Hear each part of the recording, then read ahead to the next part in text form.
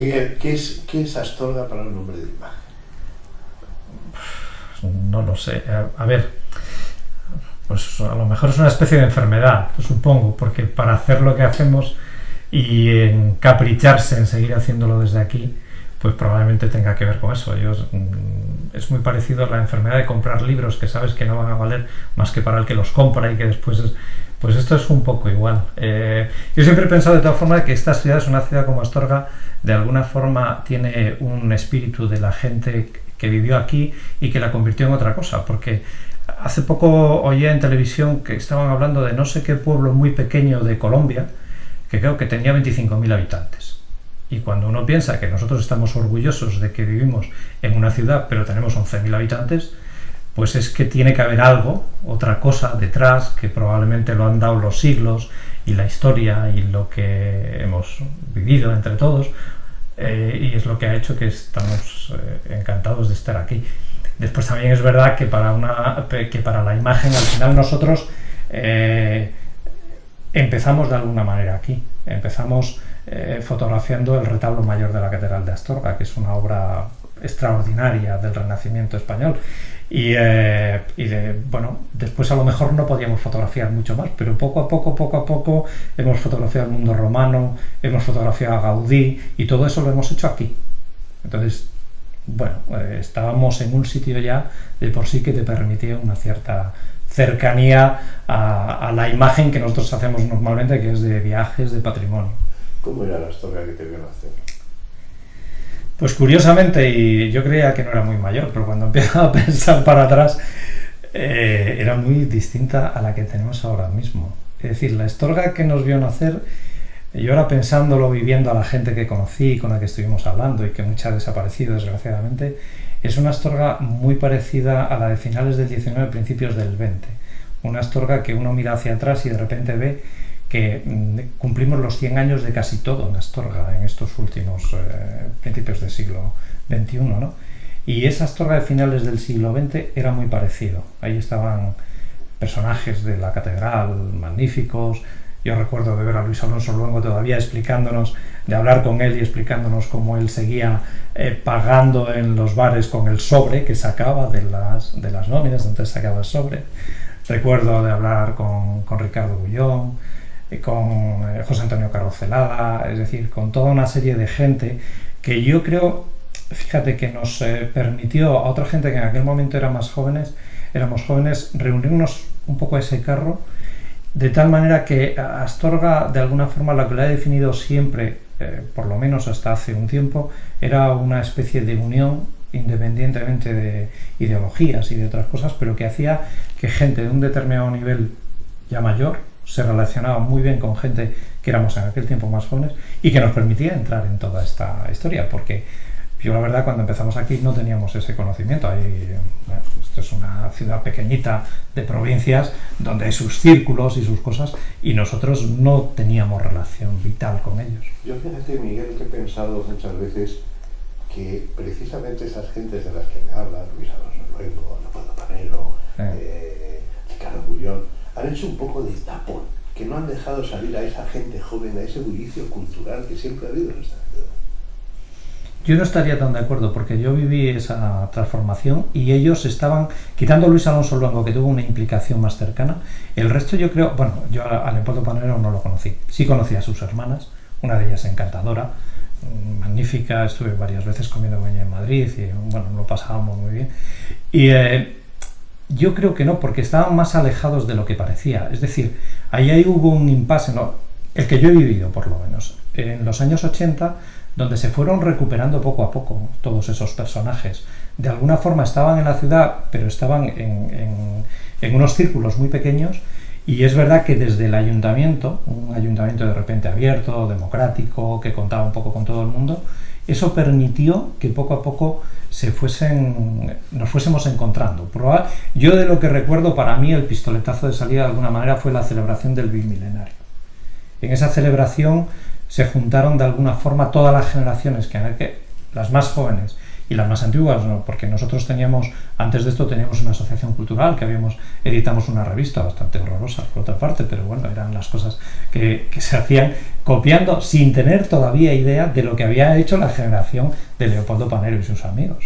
Entonces nosotros hicimos una revista, hacíamos una serie de cosas con algunos conflictos en aquel momento, porque los relatos que aparecían no todos eran políticamente correctos, y entonces había sus pequeñas cosas, pero a partir de ahí es, por lo menos la vivencia nuestra, es en esos años 80 se empieza a abrir todo eso. Y hasta entonces yo creo que no, sí que es verdad que, no sé si era tapón, pero no había ese dinamismo que después se provoca en los años 90 con la participación de casi todos.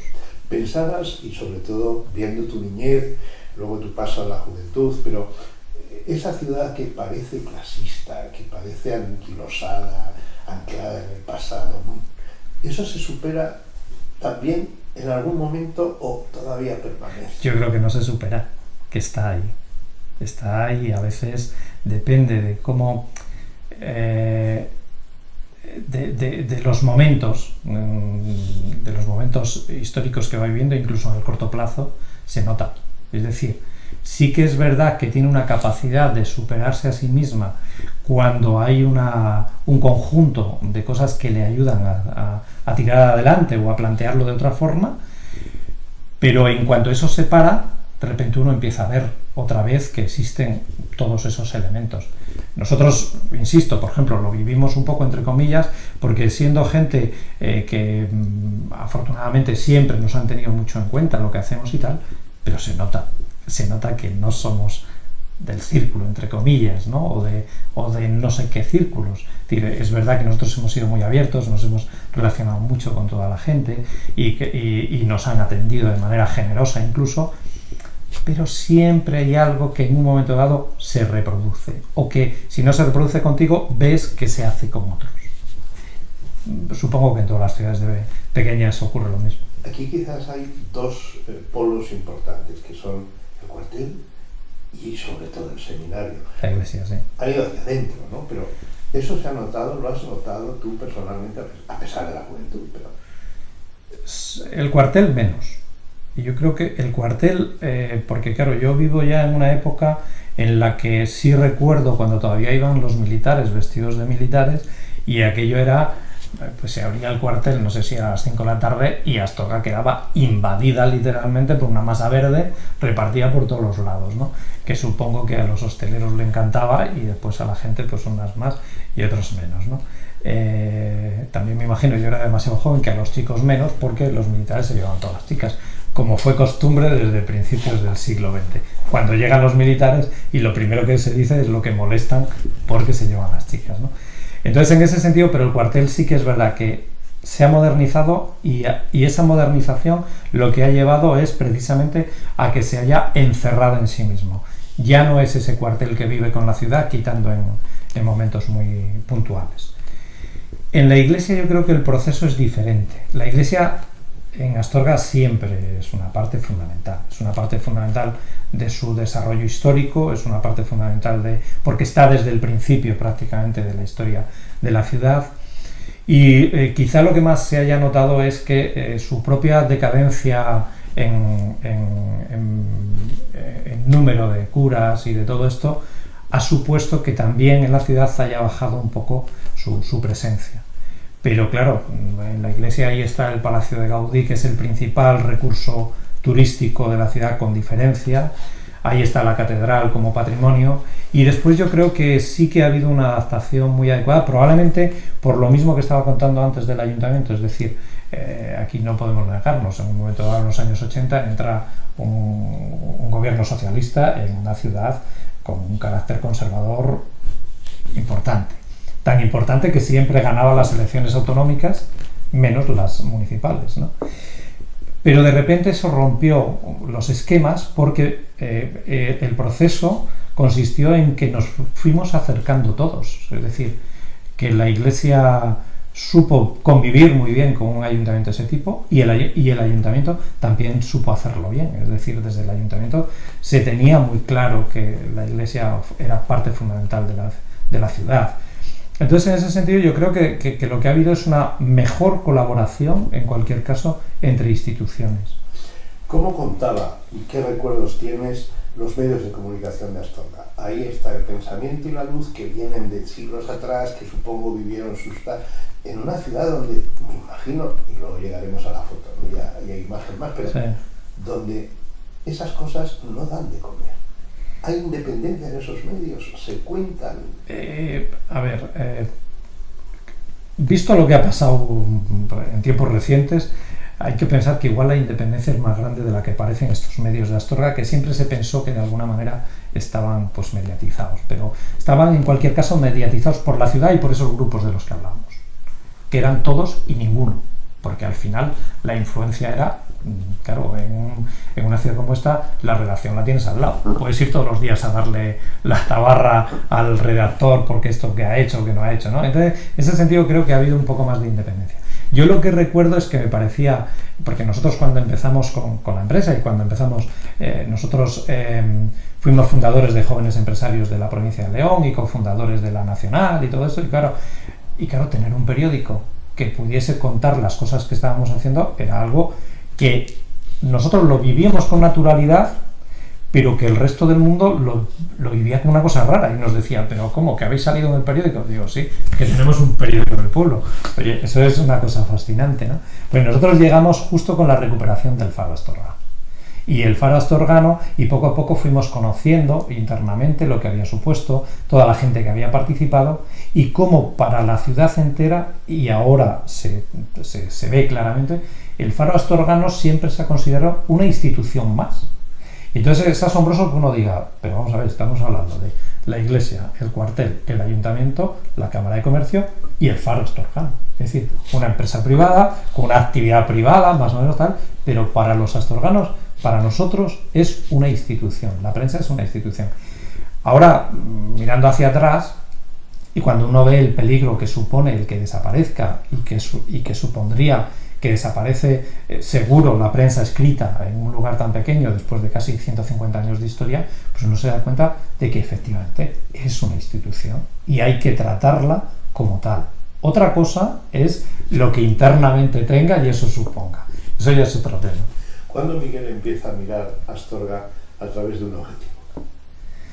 Pues prácticamente desde el principio. Nosotros, vuelvo un poco a lo que conté, teníamos una asociación cultural que habíamos montado entre chavales jóvenes, había desde cosas deportivas hasta una revista y un montón de cosas, y con la celebración del bimilenario nos conocimos una gente que, con esas inquietudes que estando dentro de la asociación nos tocó, o decidimos, yo creo que decidimos al final nosotros mismos, montar cosas relacionadas con la fotografía, porque dos de los que después fueron socios, uno ya no está y Santiago sigue conmigo, eran aficionados a la fotografía y empezamos realmente montando las exposiciones de fotografía del bimilenario de Astorga y a partir de ahí nos juntamos, vimos las necesidades que podía haber en la propia provincia. Al principio lo planteamos de una manera, había un planteamiento ahí de que si íbamos a hacer fotografía publicitaria o íbamos a hacer fotografía de turismo, teníamos claro que bodas y comuniones no, eso es, era una opción, pero no la barajamos y no la barajamos nunca, a pesar de que al principio nos hacía mucha falta porque no teníamos para comer. ¿Y hoy tenéis para comer?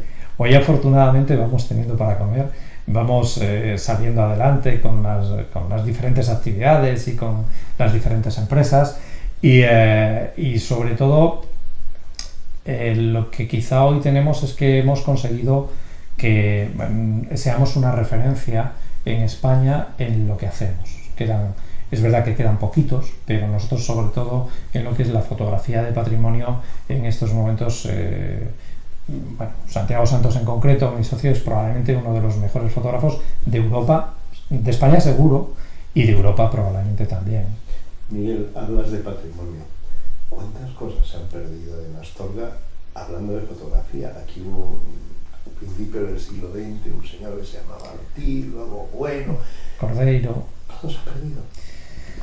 Sí, y se ha perdido porque la fotografía no se ha sabido entender de manera adecuada. Es decir, a veces no nos damos cuenta que, por ejemplo, en el Palacio de Gaudí existe, no sé si la leyenda o la realidad, porque no tengo muy claro yo que sea así, pero desde luego fotografías hay. En teoría, Gaudí, para hacer el seguimiento de las obras, encargaba al fotógrafo Cordeiro una fotografía cada semana de cómo iban las obras del palacio. Pero esos son documentos excepcionales. No hemos sabido interpretar la fotografía como lo que significa. A veces la hemos tratado más bien, y yo creo que pasa un poco como la prensa. Es decir, la prensa la estamos recuperando ahora. La importancia que ha tenido la prensa a finales del 19 y a principios del 20 y durante todo el recorrido, pero por ejemplo para nuestra ciudad, para entender la historia de nuestra ciudad y para entender la historia de lo que estaba pasando y para comprender un poco lo que somos ahora, hasta hace muy poco no la teníamos. No se seguía de manera adecuada esa información de lo que se estaba plasmando en aquel momento. Y la fotografía le pasaba un poco lo mismo. La fotografía siempre ha sido como una cosa doméstica y como la hermana pobre del arte en general, porque como se hacía con medios mecánicos no se interpretaba que detrás hubiese un ojo. Entonces, ese problema, claro, la fotografía es verdad que tiene sus variantes, es decir, hay una parte artística, hay una parte documental. Yo soy de los que no diferencio entre parte artística y documental, porque aunque saques un retablo, he tenido muchas discusiones con directores de museos cuando dicen, no, es que cuando hacen una reproducción de una obra de arte, ahí no hay elemento artístico. Bueno, sería discutible, porque en cualquier caso, si no lo hubiera, cualquier persona con una máquina y con los mismos equipamientos podría hacer una reproducción o una obra. Y entonces en ese sentido esa sensación de que era esa parte pobre y un poco artesana llevó a no tener en cuenta lo que significaba como documento. Y entonces eso que hemos perdido de alguna forma lo hemos perdido con la magia de la ciudad. Hay muchas tribus que consideran que sacar una fotografía es quitarle el alma. Bueno, pues perder una fotografía que se hizo hace 100 años es perder parte del alma y de la historia de los lugares en los que vivimos. ¿Has podido recuperar alguna fotografía de esos despachos? Me hablabas de sí. ¿Tenéis materialmente? Nosotros tenemos una pequeña colección que en su día, además, nosotros tenemos un concepto de que a nosotros o con lo nuestro no ocurra lo que ocurrió.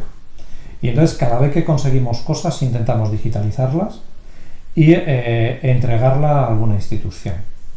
Entonces, por ejemplo, de Cordeiro tenemos una relativa colección maja de fotografías de lo que más hacía él de retratos, de unas 40 o 50 fotografías. Lamentablemente uno cuando las ve dice, estos fueron vecinos nuestros, ciudadanos nuestros, y casi somos capaces de conocer mejor a vecinos astorganos del siglo I de la época romana a través de las lápidas que hay en el museo, por ejemplo en el Palacio Gaudí, que a ciudadanos nuestros de hace 100 años. Es decir, son ciudadanos anónimos que estuvieron aquí, que fueron fotografiados por personajes de aquí y de los que hemos perdido toda esa información. Y eso sí que da un poco de pena. Calles, plazas, sí. Monumentos, ¿eso se conserva? Eso se conserva un poquito más a partir de los años 20 sobre todo y 30. Anterior es más complicado ir encontrando fotografías y cada vez que se encuentra una fotografía como la de que hace unos años se encontró de lo que era el Palacio Gaudí construyéndose en la fase de la construcción del sótano, es claro como un gran descubrimiento. De ahí es cuando ves realmente lo que significa la fotografía como más allá que un mero documento, ¿no? Porque de repente te sientes como un niño pequeño delante de descubrir cómo era esa obra, ¿no?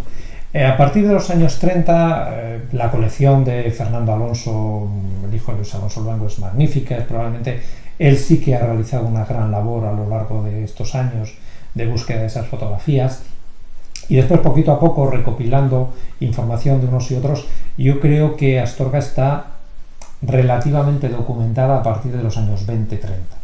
De ahí para atrás, lamentablemente, y sobre todo a finales del 19, donde hay gente como el autor de la historia de Astorga, que era fotógrafo aquí, esas fotografías sí que hubiesen sido muy interesantes, porque a finales del 19 lo que suele ocurrir siempre se produce cuando hay un relanzamiento de la economía de una zona. Aquí la hubo y curiosamente desaparece una ciudad, es casi una ciudad medieval que desaparece, pero de la que había fotografías y que lamentablemente no tenemos en estos momentos, no encontramos y por lo tanto no sabemos cómo era, más que por descripciones, que nos la podemos imaginar, y que después se produce otra vez en los años 60, 70 sobre todo, y de esa sí tenemos imagen.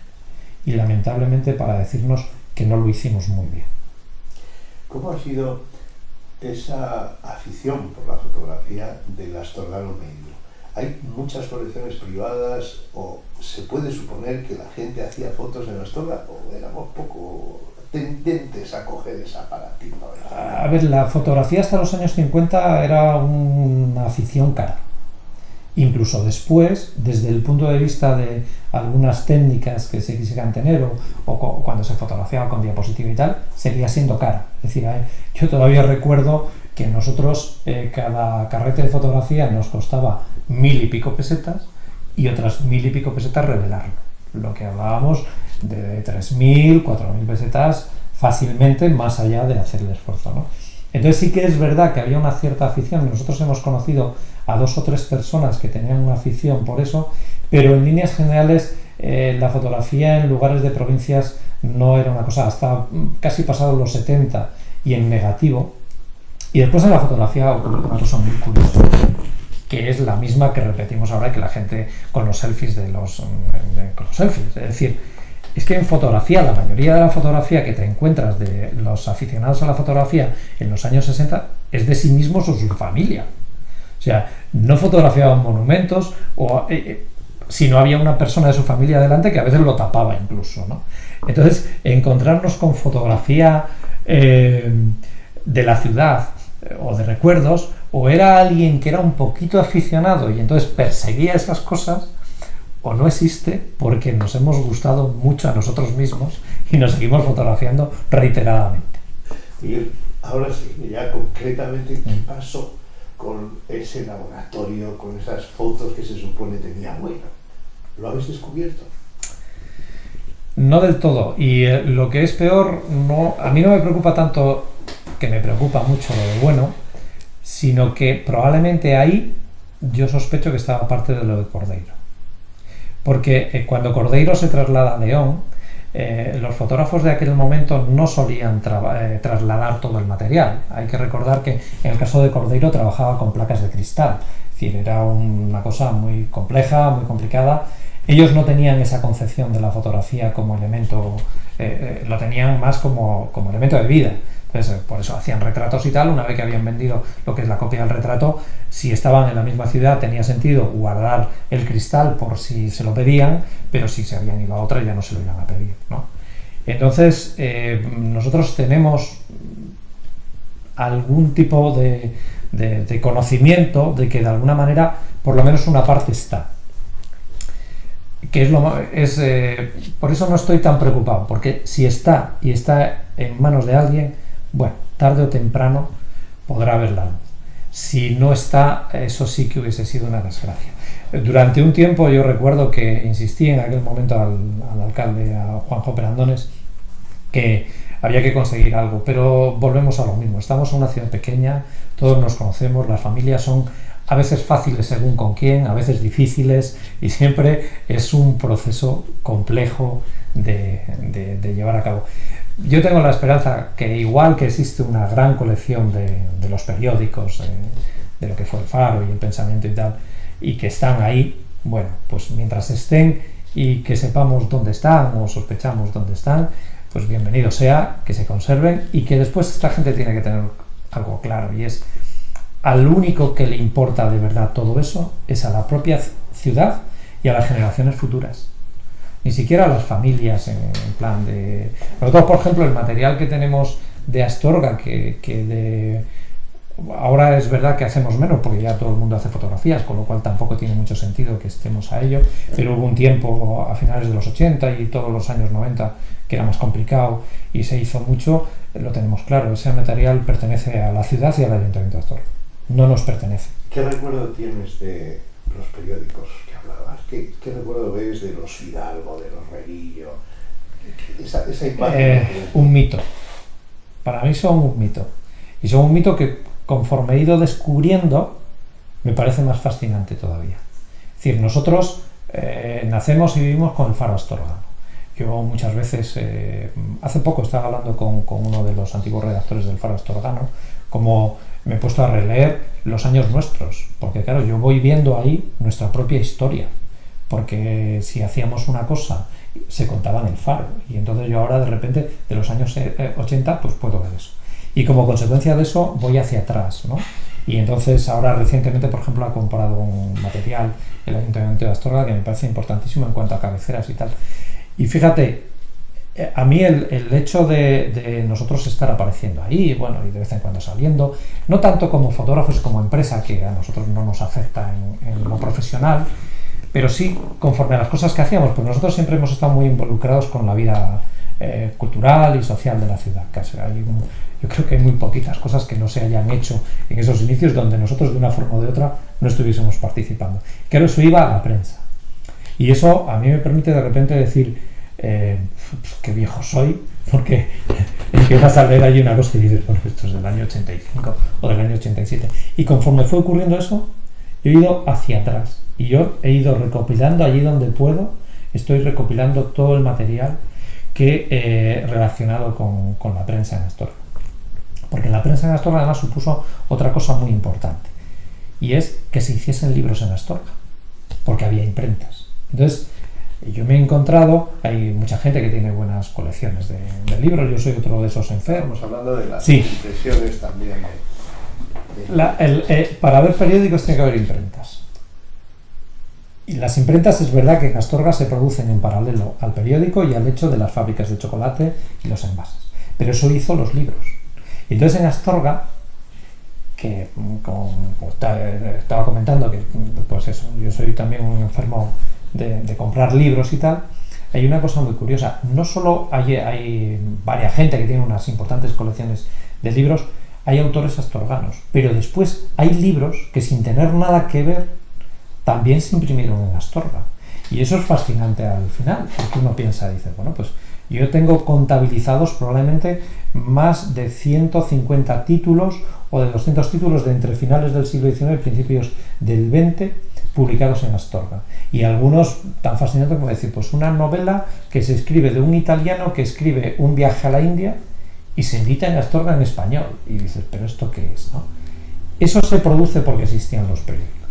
Y Astorga en ese sentido es lo que la hace diferente. Una ciudad con 10.000 habitantes que llega a tener en determinados momentos 5 o 6 cabeceras de periódicos, cada una de su propia agrupación política, es fascinante, porque era la posibilidad que tenía la gente de contrastar esas opciones. Y eso es una de las cosas que trasciende el hecho de que Astorga sea, digamos, que la podamos encuadrar única y exclusivamente como ciudad conservadora. Eso es, si no la estudiamos desde dentro, y es más una visión de algunos que les ha interesado, porque era la suya de alguna manera, era su ciudad, pero su ciudad era efervescente en los años 30, entre el 31 y el 36, y lo era a través de esos periódicos. No es verdad que Astorga haya sido siempre y únicamente conservadora, al contrario.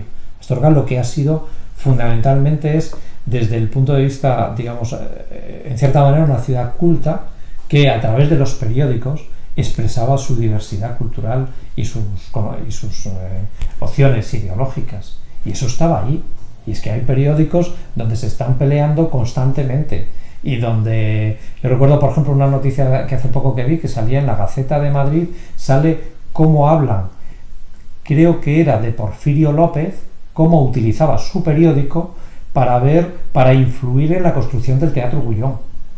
Entonces, ahí, y eso es una noticia que sale en Madrid, de lo que estaba ocurriendo en un lugar tan pequeño como este. Eso es por la prensa, por los periódicos.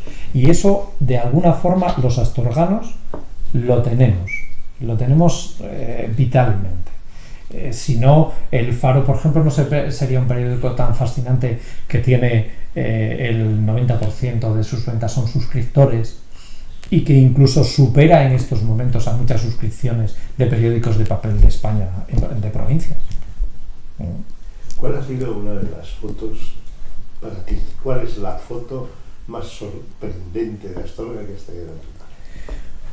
Bueno, yo supongo que una que está muy clara porque marcó poco la diferencia y porque José Antonio Carrozelada, que era muy bueno con nosotros, le acabó haciendo un artículo por esa foto y indicando que de alguna forma esa foto nos enclavaba a nosotros en una nueva forma de ver Astorga y de otra manera, que es, nosotros hicimos una serie de carpetas de patrimonio de España y una de ellas la dedicamos a Astorga. Pues es verdad que siempre que hacemos algo en algún lugar intentamos que de alguna manera Astorga esté presente, o sea, hemos conseguido meterla en la gran revista de arte de finales del siglo XX, que fue la de Franco María Ricci, FMR, y ahí se hizo un reportaje del retablo mayor de Astorga porque se lo merecía.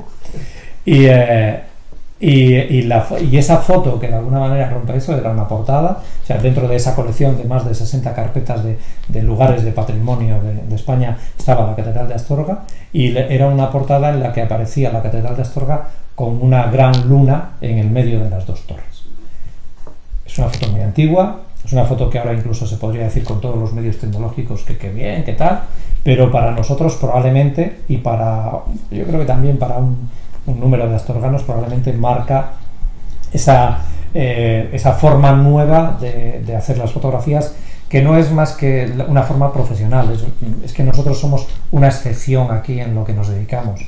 Entonces, el de repente poder hacer esas fotos, pues marcar una manera de hacer fotos, y una cosa de la que estamos orgullosos solo a medias, que es que hemos creado una generación de artistas fotógrafos. Bien decías, en Astorga hay una cosa, y es que salen periodistas por todos los lados, salen escritores por todos los lados, y de alguna manera en esta época reciente, y probablemente en parte, entiendo yo, en parte por culpa nuestra, también nuevas generaciones de fotógrafos, que están muy bien. Lo que pasa es que deberían ser, yo creo que como éramos nosotros, y espero que lo sigamos siendo, un poco más humildes. Y entonces, no seas artista porque hagas una foto artística en un momento dado. Hay otras cosas, hay un proceso, hay mucho trabajo, hay muchas desilusiones. Nosotros, bueno, es una frase un poco manida, pero nosotros consideramos que todavía estamos aprendiendo y cada vez hacemos mejores fotos porque cada vez nos aplicamos más en aprender el hacer fotos, ¿no? Yo creo que un mal de Astorga es precisamente esta falta de humildad, ¿no? Sí, sin duda. Por desgracia. Y después hace una cosa que hace daño, aunque no lo parezca, y es que si fuésemos menos humildes aprenderíamos a ponernos cada uno en nuestro sitio. No pasa nada, puedes estar en el tercer escalón, en el primero o en el último, depende con quién te compares siempre, y entonces esa es una diferencia, y como consecuencia de eso te permitiría, primero, saber que te quedan escalones por subir, cosa que es muy importante, y segundo, saber que no es bueno, porque después para la gente, cuando compara, cuando no tiene, digamos, argumentos suficientes y conocimientos suficientes para comparar, lo que hace es que a los malos no los hace buenos, pero a los buenos los hace malos. Y eso en Astorga está ocurriendo con demasiada frecuencia últimamente. Y eso es malo para los que hacen el trabajo y sobre todo es malo para la gente. Hay que aprender, es decir, uno no puede poner un Picasso o un Velázquez al lado de un cuadro de alguien de Astorga, porque si no lo explica muy bien. Porque eso ni le está haciendo un favor a la persona que ha pintado, ni le está haciendo un favor a quien visita esa exposición, y desde luego destroza a Velázquez y a Picasso, y eso no se puede conseguir. Es complicado, entonces, y ahí sí que me atrevo ahora a plantearte algo que para Imagen Más debe ser también como un ojo, cuidado, que son los móviles. Ya todos somos fotógrafos. Sí. Ya todos nos hemos convertido en artistas. Sí. ¿Cómo se lucha contra eso, contra ese mal menor? Porque evidentemente espero que, ojo, no sé si la fotografía digital luego también perdurará o estaremos otra vez diciendo cuántos buenos hay en este país, ¿no? Exactamente. Bueno, porque al final en el fondo estamos hablando de soportes con el que se capta la fotografía. Soportes que tecnológicamente al ir avanzando pues han permitido que esa fotografía se universalice de alguna manera. Pero se universaliza, en los años 50 o 60, por ejemplo, hay una serie de aficionados que tú ves algunas fotografías y son fantásticas, porque eran aficionados de verdad a la fotografía. Por lo mismo que ahora, alguien que utilice un móvil, hay algunos que hacen fotografía y los demás toman fotos. Bueno, tiran fotos, pues ya está. El otro es un problema de educación, es decir, que en el fondo es con lo que acabamos de hablar. Es decir, el que todo el mundo se crea que porque con un móvil hace una buena foto o le hace una foto que es bonita, pues ya es fotógrafo o es un artista, es un problema de educación relacionado con el nivel cultural que tengas con respecto a todas esas cosas.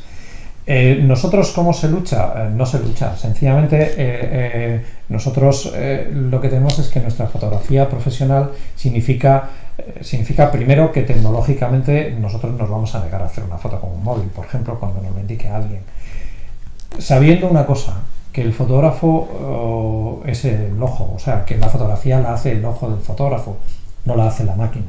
Pero después a la fotografía le acompañan muchas otras cosas. Y en este caso la tecnología le acompaña de una manera importante a la hora de si eres fotógrafo profesional, porque implica que hagas las fotografías de una determinada manera para que sean efectivas. Y nosotros, curiosamente, una de las cosas que impedía la fotografía profesional en los años 80 o 90 era que para hacer una foto de un libro había que tirar en aquel momento en lo que se llamaba diapositiva, las filminas que decían algunos, porque era lo que daba de verdad calidad para hacer un libro. Y el fotógrafo aficionado, llegar a eso, o el fotógrafo normal, era carísimo y por lo tanto estaba alejado.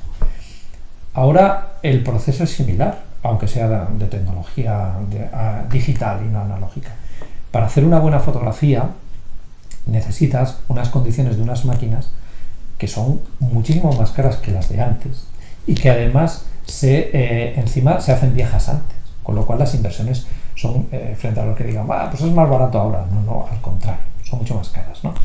Y entonces, pero se necesitan porque yo nosotros tardamos mucho en entrar en la fotografía digital. A nosotros nos ofrecieron las primeras cámaras en los años 90. En el año 2001 ya era casi una cosa que era obligatorio si querías ser profesional. Nosotros no entramos prácticamente casi hasta el 2007 u 2008.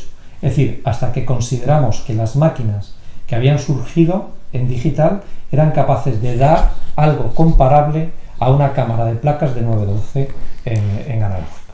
Hasta ese momento no entramos. ¿Qué ha ocurrido con la gente, por ejemplo, que entró hasta entonces y que incluso eran profesionales? Que como la calidad de los equipos que reproducen fotografías ahora mismo también cada vez son mayores, pues se han encontrado con que todo ese material no vale para nada, porque no da calidad.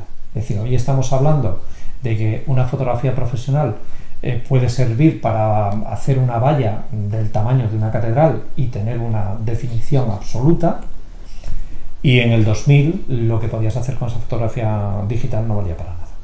Y eso va a seguir ocurriendo en el futuro, lo que significa que toda aquella fotografía que ahora se hace, que hacemos todos y tal, como testimonio va a ser magnífica, si no salimos siempre solo nuestra cara, porque si no, pues va a ser magnífica para la historia del abuelo o del nieto o del que sea, pero no para el resto.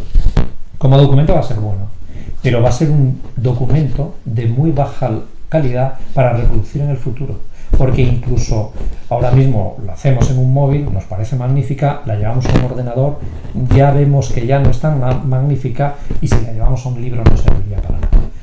Quitando del libro, que probablemente quede como objeto, lo que va a ocurrir con la fotografía en el futuro es que cada vez se va a necesitar que sea de mayor calidad, porque los elementos o los equipos con los que las vamos a ver van a dar tanta calidad que todo esto que estamos haciendo ahora con los móviles y con todo, pues va a valer como recuerdo bonito para nosotros. Y ese es donde nosotros marcamos la diferencia. Hoy me has enseñado el corazón, el cuartel general de Imagen Más. Dime la verdad, ¿todavía os queda un cuarto oscuro? ¿Todavía hay una máquina de revelar? ¿Todavía? Sí. Yo he intuido que hay. La hay. Sí, la tenemos. De blanco y negro. Hay un laboratorio de blanco y negro montado. Entonces, mi pregunta es, en esa especie de aprendizaje que hablas y que comparto, que me parece estupendo, ¿lo último no es lo mejor? Difícil. Fíjate, es que lo último, ¿cómo lo diría? Porque nosotros, es que ahora estamos haciendo cosas magníficas que eran inviables con la fotografía analógica. Nosotros, por ejemplo, nuestra tarjeta de Navidad hace 3 o 4 años era entrar en un cuadro.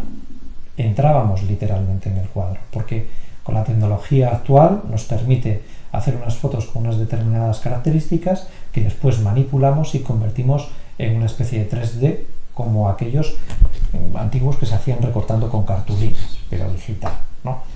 Hace muy poco hemos estado en Vilar de Donas, en una capilla que acaban de restaurar, y estamos haciendo una fotogrametría que se llama de esa capilla, lo que nos va a permitir entrar dentro de la capilla y verla tal cual es en cualquier parte del mundo. Entonces, lo último, yo creo que fíjate, la historia está en la cabeza, en la utilización que tú hagas de las herramientas que tienes con respecto a tu profesión o a lo que tú estés trabajando. Y en eso sí que es verdad que nosotros, por eso mantenemos el blanco y negro, porque hay cosas que a pesar de la tecnología, conseguir un blanco y negro, ahí no tengo por aquí, bueno, no lo tengo, pero por ejemplo nosotros hace muy poco utilizamos el blanco y negro para hacer unas fotografías en papel de unos retratos que hicimos, como se hacían en el 19. Porque para conseguir esa textura, esa magia de tonos que tenía eso, la única posibilidad que teníamos era volver a reproducirlo exactamente como lo hacían ellos. Entonces es más el cómo afrontas tú intelectualmente el trabajo que tengas entre manos. Y es más fácil, entre lo más antiguo y lo más moderno, están mucho más unidos que lo que hay por el medio. Voy a hacerte ya para terminar unas preguntas rápidas de Astorga y de algunas cosas que parecen símbolos, como por ejemplo las campanas. ¿Qué te dicen, Miguel, las campanas de Astorga? Nombre de imagen, el sonido. La vida de la ciudad. Porque a mí las campanas las oigo en función de las horas y entonces en mi cabeza se reproducen imágenes de lo que pasa en ese momento.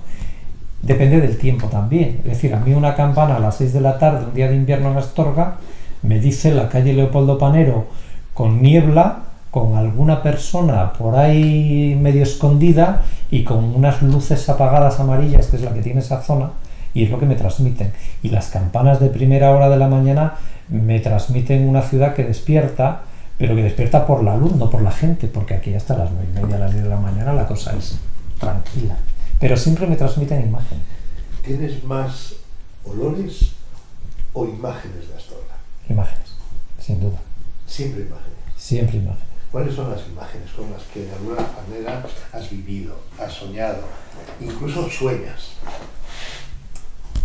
Por ejemplo, una de las que acabo de decir, los inviernos nublados de la ciudad. Y después hay imágenes de vida, también los grupos sociales de Astorga. Los veo, los reconozco, otros los intuyes, ¿no? Pero están ahí, esos grupos diferentes que en función de quiénes son, se sientan en según qué sitios en la ciudad.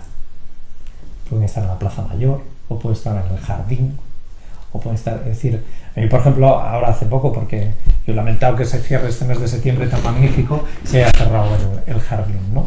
Entonces, pero de repente el jardín es un lugar extraño para la ciudad de Astorga, pues es un lugar de tranquilidad absoluta que a determinadas horas se llena de gente. A mí normalmente casi nunca me pillan cuando está lleno de gente, porque no es el lugar a lo mejor al que me acercaría, pero es el Palacio de Gaudí. Es una referencia en la ciudad y en nuestra cabeza, primero porque también hemos estado trabajando ahí durante mucho tiempo y descubriéndolo poco a poco. Lo hemos descubierto un poco como la prensa de Astorga, es decir, primero lo vimos por fuera, después entramos un poquito y después ya fue el deseo de buscar cualquier rincón, ¿no? Como en los periódicos, veíamos el Faro y después fue buscar todos los periódicos y todas las noticias, ¿no? Es evidentemente la catedral, pero la catedral a lo mejor en determinados momentos en los que ha habido alguna actividad dentro de ella y alguna actividad especial. Es la Semana Santa, pero la Semana Santa antigua, aquella que estaba perdiéndose y que de repente llegaba a un paso y no había nadie mirándolo, y entonces transcurría con su vino y sus cosas debajo del paso y sus imprecaciones de todo tipo. Quizás sean esas las imágenes. La partida. ¿Qué es la partida en Astorga? ¿Has jugado alguna vez? ¿O has visto imágenes. He visto imágenes de la partida. He visto imágenes de la partida en las terrazas, he visto imágenes de la partida en algunos bares. Lo que pasa es que yo tengo que reconocer que estando muy involucrado, que hemos estado en muchísimas actividades de la ciudad, no estamos tan involucrados en la vida diaria de la ciudad. La vemos, la observamos desde fuera, casi desde una cámara.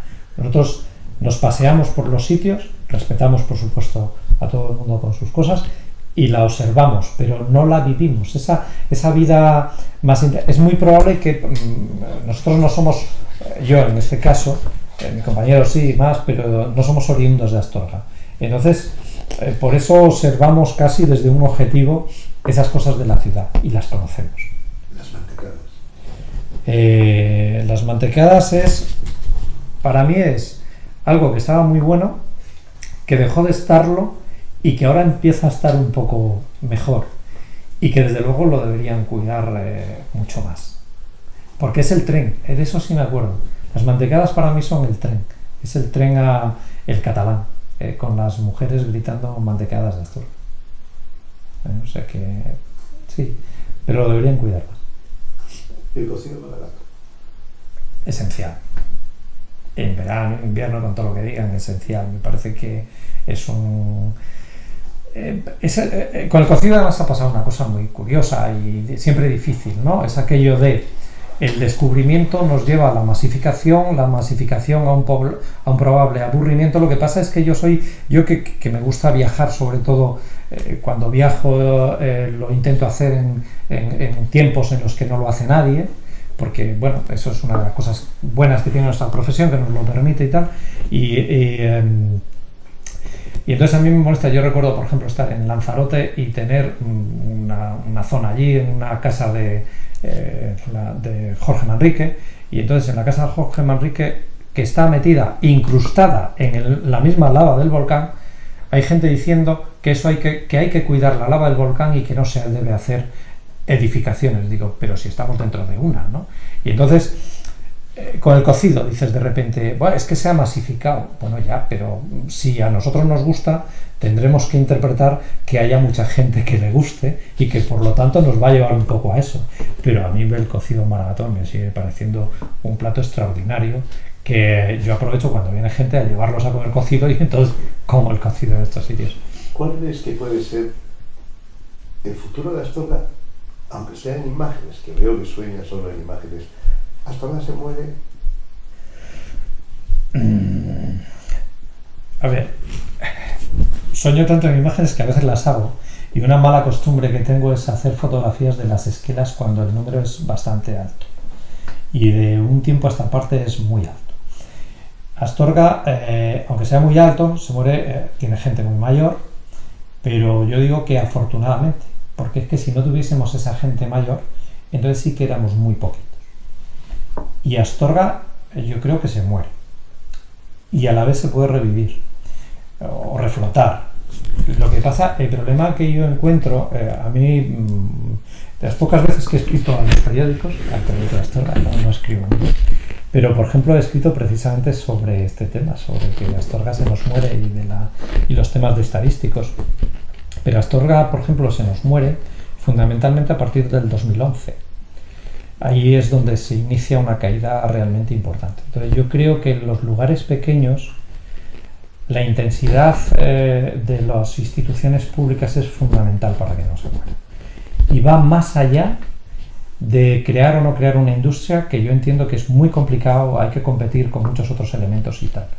O va más allá de decir que el turismo es nuestro último objetivo, con el que yo he trabajado mucho en Astorga y sin embargo creo que es muy peligroso. O sea, tenemos ejemplos de Venecia, de Barcelona y tal, que bueno, hay que saber interpretarlos. Y digo que va más allá porque yo creo que lo fundamental que necesitan estas ciudades pequeñas es generar una cosa que yo creo que en los 80 y 90 Astorga sí tuvo, y es generar ilusión por donde estás, por lo que eres y por la capacidad que tenemos de entre todos hacer algo. Si esa ilusión se rompe, y yo creo que se ha roto en Astorga, se ha roto de alguna manera ese engranaje que existía entre instituciones, entonces sí se muere. Porque nosotros, incluso en los años 90, cuando se estaba haciendo muchas cosas y cuando estábamos con la gente de la catedral, del obispado, de la Cámara de Comercio, todos un poco trabajando todos conjuntamente, se tenía claro que Astorga estaba en un equilibrio muy fino, era un pequeño hilo. Pero ese equilibrio era el que le permitía que cuando íbamos por ahí y luchábamos por la Vía de la Plata, la gente dijese, no, ¿cuántos habitantes tiene Astorga? Y de aquella podíamos decir que pasábamos de 12.500, hoy ni siquiera de 11.500, estamos bajando. En aquel momento decían, no puede ser, tiene que tener 30 o 40.000, porque Astorga sonaba. Eso es lo único que yo creo, o es lo fundamental que tenemos que recuperar para que Astorga no se muera. Eso es lo que nos permite el decir, tenemos un periódico, vamos a luchar por él. Es que es algo milagroso, pues claro que es algo milagroso, pero precisamente por eso vamos a luchar por él. Si perdemos la ilusión por esas cosas, una ciudad como Astorga, entonces se muere seguro. Hay una visita que para mí antes no era nada normal y que ahora casi hago cotidiana, sin llegar a tanto, pero me impresiona como imagen, como sonido y como historia, obviamente. Y es el cementerio de Astorga. ¿Has ido al cementerio? Sí. ¿Qué te parece? Bueno, a mí es que yo suelo visitar los cementerios. Yo hay dos cosas que cuando voy por ahí visito, que son los cementerios y los mercados tradicionales. Por cierto, una cosa que he echado siempre de menos en Astorga. A mí me parece que no exista un mercado tradicional, es algo que es como si le faltase algún órgano a la ciudad, ¿no? Por eso, porque los visito mucho y yo ahí al final es donde veo un poco la vida de la ciudad, con lo que compran, lo que es tal. Y los cementerios, porque los cementerios siempre son lugares, desde luego, de tranquilidad, siempre, estés donde estés. A mí, sobre todo en las grandes ciudades, es un sitio fascinante porque de repente entras en el ruido. Hay una cosa que también tiene Astorga y que más noto cuando voy fuera, y es el ruido. Es decir, uno de repente llega a Madrid, Barcelona y tal, y hay algo que no le cuadra, y cuando uno se para y dice, es que claro, hay mucho ruido, ¿no? Y los cementerios es un elemento donde se nota. Y en las ciudades como Astorga, los cementerios, depende cómo los mires, son también el hilo conductor de la historia de la ciudad. Y ese sí que es un continuo, ¿no? Están los personajes y está el propio cementerio, cómo se ha ido desarrollando con el tiempo, cómo se ha abierto. Aquí, bueno, ha habido algunas ampliaciones un poco. Es decir, los cementerios últimamente es que no se planifican con ese carácter social que han tenido siempre, y eso yo creo que es un error, porque al final verlos de una determinada manera, insisto, de alguna forma también marcan la ciudad, ¿no? Y de repente cuando se convierte en una cosa muy, muy aséptica y muy cerrada, pierden una parte del encanto, ¿no? Por ejemplo, los únicos cementerios con nichos realmente maravillosos son los gallegos. Es decir, uno ve esos cementerios con nichos y dice, bueno, qué maravilla, porque estéticamente forman, no sé, es un conjunto tal. Y en la ciudad de Astorga, curiosamente, en un sitio donde podemos salir para cualquier lado y teóricamente es un remanso de paz, el cementerio sigue siendo, es una valla, es un recinto donde uno entra y donde si va mirando, pues con esa cámara o con ese objeto, estás viendo la historia de la ciudad. Yo fíjate, vamos, ya vamos, pero me llama la atención porque hoy paseando por el cementerio decía que se puede hacer un libro como el que han hecho maravilloso de algo, ¿no? Es una historia que dice, bueno, no, si es que lo tenemos aquí. Lo tenemos aquí, sí. Y lo miramos poco, desde esos puntos de vista, ¿no? Y que lo miremos desde lejos. También bueno, yo sí te digo la verdad, sí, pero tampoco tienes miedo. Es el sitio donde vamos a terminar de una manera o de otra, ¿sabes? Pero pasa también con algunos otros elementos de la ciudad, ¿eh? Es decir, la ciudad nos hemos acostumbrado a mirarla poco.